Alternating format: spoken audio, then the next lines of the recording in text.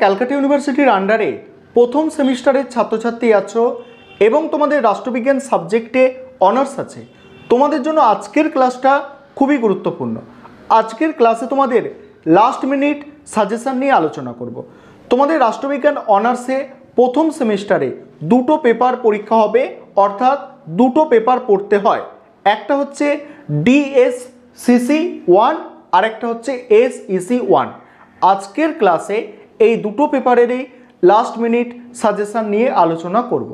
তার আগে তোমাদের কোয়েশ্চেন প্যাটার্নটা একটু বুঝে নাও, তোমাদের পরীক্ষার কোয়েশ্চেন প্যাটার্ন কি থাকছে দেখে নাও। তোমাদের SEC পেপার যেটা থাকছে, SEC পেপার 50 নম্বরের পরীক্ষা হবে। সেক্ষেত্রে তোমাদের দুটো বড় প্রশ্ন থাকবে, 20 নম্বর করে দুটো বড় প্রশ্ন, মডিউল 1 থেকে একটা, মডিউল 2 থেকে একটা, এবং তোমাদের 2 নম্বরের প্রশ্ন 5টা লিখতে হবে। আরেকটা বিষয় এখানে বলবো, এই যে 20 নম্বরের প্রশ্ন, এগুলো কিন্তু পার্টে ভেঙেও আসতে পারে, 5 যোগ 15 বা 10 যোগ 10 এইভাবে কিন্তু পার্টে ভেঙে আসতে পারে। এবারে যেটা তোমাদের DSCC পেপার আছে, DSCC 1 পেপার আছে, এটা 75 মার্কসের পরীক্ষা। এখানে তোমাদের 5 নম্বরের প্রশ্ন 3টে লিখতে হবে, 10 নম্বরের প্রশ্ন 2টো লিখতে হবে এবং 20 নম্বরের প্রশ্ন 2টো লিখতে হবে। এই হচ্ছে তোমাদের যে দুটো পেপার প্রথম সেমিস্টারে পরীক্ষা দিতে হচ্ছে তার কোয়েশ্চেন প্যাটার্ন। এবারে তোমরা সাজেশনটা একটু শুনে নাও। তোমাদের প্রথমে আমি যেটা DSCC 1 পেপার আছে, এই পেপারের সাজেশনটা নিয়ে আলোচনা করব। প্রথমে শোনো, 10 নম্বর এবং 20 নম্বরের জন্য, এই যে 10 নম্বর, দেখো 10 নম্বর এবং 20 নম্বরের প্রশ্ন আছে। এই 10 নম্বর এবং 20 নম্বরের জন্য যে প্রশ্নগুলো তোমরা তৈরি করবে ভালো করে শুনে নাও। প্রথম প্রশ্ন আছে, ক্ষমতা ও কর্তৃত্বের মধ্যে সম্পর্ক আলোচনা করো। এই প্রশ্নটা তোমাদের 10 নম্বরে আসবে। পরের প্রশ্ন আছে, সার্বভৌমিকতা সম্পর্কে একত্ববাদ এবং বহুত্ববাদী তত্ত্ব। এই সার্বভৌমিকতা সম্পর্কে একত্ববাদ বা যেটাকে বলা হয় অস্টিনের মতবাদ বা বহুত্ববাদী তত্ত্ব, এই দুটো তৈরি করতে হবে তোমাদের 10 এবং 20 দুটোতেই তৈরি করতে হবে। তারপরে আছে স্বাধীনতা ও সাম্যের মধ্যে সম্পর্ক, মোস্ট ইম্পর্টেন্ট, এটা পরীক্ষায় আসার সম্ভাবনা খুবই বেশি। কি বললাম? স্বাধীনতা ও সাম্যের মধ্যে সম্পর্ক। পরের প্রশ্ন আছে আইন ও স্বাধীনতার মধ্যে সম্পর্ক, এটা তোমাদের 10 নম্বরে আসতে পারে।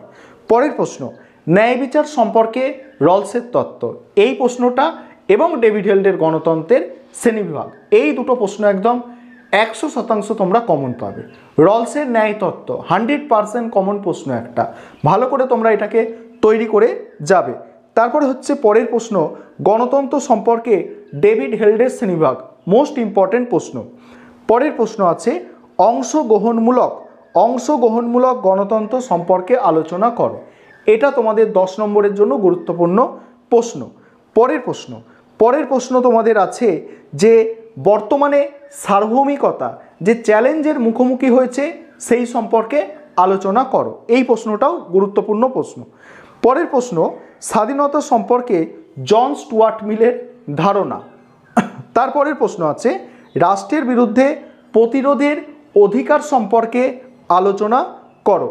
আরেকটা বড় প্রশ্ন দেখবে, জাতি ও রাষ্ট্র বলতে কী বোঝো এবং জাতি ও রাষ্ট্রের মধ্যে পার্থক্য আলোচনা করো। এই গেল 10 নম্বর এবং 20 নম্বরের প্রশ্ন DSCC 1 পেপার থেকে।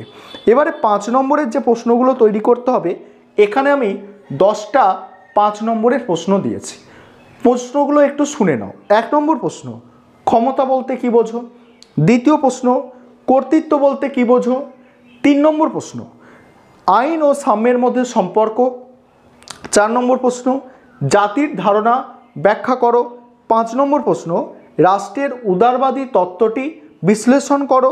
6 নম্বর প্রশ্ন, জাতি ও রাষ্ট্রের মধ্যে পার্থক্য। 7 নম্বর প্রশ্ন, প্রতিরোধের অধিকার কি? 8 নম্বর প্রশ্ন, স্বাধীনতার সংজ্ঞা দাও। 9 নম্বর প্রশ্ন, সাম্যের সংজ্ঞা দাও। 10 নম্বর প্রশ্ন, অধিকারের শ্রেণীবিভাগ করো। আরেকটা বিষয় তোমাদের এখানে বলবো, SSC পেপারের সাজেশন আলোচনা করার আগে তোমাদের 5 নম্বরের প্রশ্নের জন্য 100 শব্দের মধ্যে লিখতে হবে, 10 নম্বরের প্রশ্নের জন্য 150 শব্দের মধ্যে লিখতে হবে এবং তোমাদের 20 নম্বরের প্রশ্নের জন্য 500 শব্দের মধ্যে লিখতে হবে। এবারে তোমাদের এসিসি পেপার যেটা আছে শুনে নাও। এসিসি পেপার থেকে তোমরা যে প্রশ্নগুলো তৈরি করবে, তার আগেও যে বিষয়টা বলার আছে, তোমাদের জন্য অনলাইন কোচিং ক্লাস চলছে। তোমরা যারা অ্যাডমিশন নিতে ইচ্ছুক আছো, তোমরা এই নম্বরে যোগাযোগ করে এই সেমিস্টার বা পরের সেমিস্টারের জন্য তোমরা অ্যাডমিশন নিতে পারো। আমাদের সপ্তাহে 3 দিন করে ক্লাস হয়ে থাকে।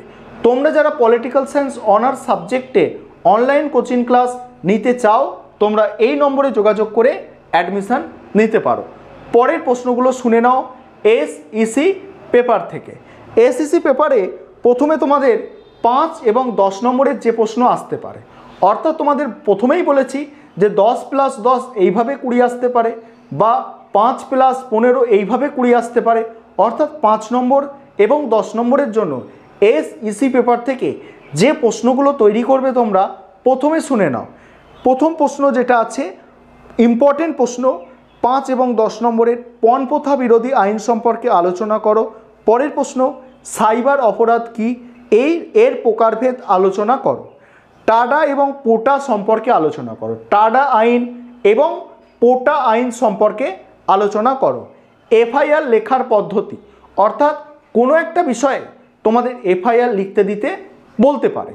মোবাইল ফোন চুরি হয়ে গিয়েছে, বা তোমার কলেজ স্ট্রিটে, যেমন আগে একটা প্রশ্ন পড়েছিল কোনো এক সময়, কলেজ স্ট্রিটে গিয়েছো বই কেনার জন্য, তোমার ব্যাগে গুরুত্বপূর্ণ ডকুমেন্ট ছিল, তোমার অ্যাকাডেমিক ডকুমেন্ট অর্থাৎ রেজাল্ট, অ্যাডমিট কার্ড, সেগুলো চুরি হয়ে গিয়েছে বা খোয়া গিয়েছে, এই নিয়ে তোমার একটা এফআইআর লেখা।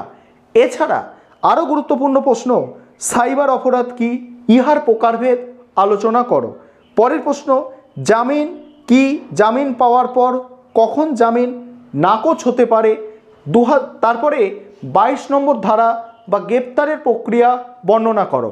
এছাড়া তোমরা একটু বড় আকারে যে প্রশ্নগুলো তৈরি করতে পারো, ওই প্রশ্নটাই করবে, 22 নম্বর ধারা বা গ্রেপ্তারের প্রক্রিয়া বর্ণনা করো।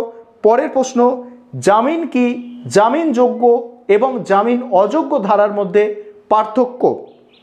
যৌন হেনস্থা, যৌন হেনস্থা কি এবং মহিলা কর্মীদের যৌন হেনস্থা প্রতিরোধে বিশাখা কমিশনের নির্দেশ। মোস্ট ইম্পর্ট্যান্ট প্রশ্ন, যৌন হেনস্থা প্রতিরোধে বিশাখা কমিশনের নির্দেশ। পরের প্রশ্ন, হিন্দু ও মুসলিম বিবাহ সংক্রান্ত আইন আলোচনা করো। নেক্সট প্রশ্ন, পণপ্রথা বিরোধী আইন সম্পর্কে আলোচনা করো। তারপরের প্রশ্ন, ভারতের সন্ত্রাসবাদ বিরোধী আইন সম্পর্কে আলোচনা করো। তারপর আরেকটা প্রশ্ন তোমরা দেখে যেতে পারো, জাতীয় মানবাধিকার কমিশন। এই ছিল তোমাদের ডিএসসিসি 1 এবং এসইসি 1 পেপারের সাজেশান। এই প্রশ্নগুলো তোমরা তৈরি করে যাও। আশা রাখি এখান থেকে তোমরা সমস্ত প্রশ্ন কমন পাবে এবং তোমরা অতি অবশ্যই পরীক্ষা দেওয়া হয়ে গেলে তোমরা জানাবে তোমরা কতটা কমন পেয়েছো। চলো আজকে এতটাই। পরবর্তীকালে তোমাদের প্রশ্ন উত্তরগুলো আমি আলোচনা করার চেষ্টা করব পরীক্ষার আগে যতটা পারবো। এছাড়া তোমাদের জন্য অনলাইন কোচিং ক্লাস চলছে, যেখানে সিলেবাস ধরে সমস্ত কিছু সময়ের আগে কমপ্লিট করানো হয়। তোমরা যারা অ্যাডমিশন নিতে ইচ্ছুক আছো, অ্যাডমিশন নিতে পারো।